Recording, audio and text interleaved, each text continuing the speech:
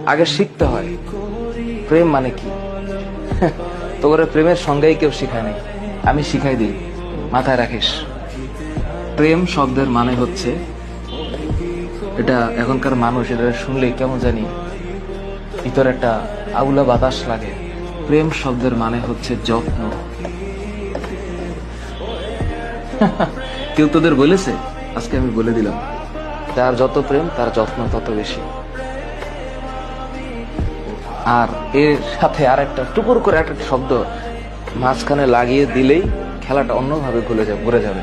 এই যত্নের নিঃশেষে আরেকটা শব্দ আছে দায়িত্ব, আর যত্নের ডান পাশে আরেকটা শব্দ আছে শ্রদ্ধা। হ্যাঁ, আর যত্নের উপরের দিকে আরেকটা শব্দ আছে, এটার নাম হচ্ছে আরেকটা জিনিস। এটা মানে এটা এই সত্যতা, এটার নাম হচ্ছে প্রেম। তোদের ভিতরে যদি এই জিনিস থাকে তাহলে প্রেম হবে, তা না হইলে অং আর ভং হবে।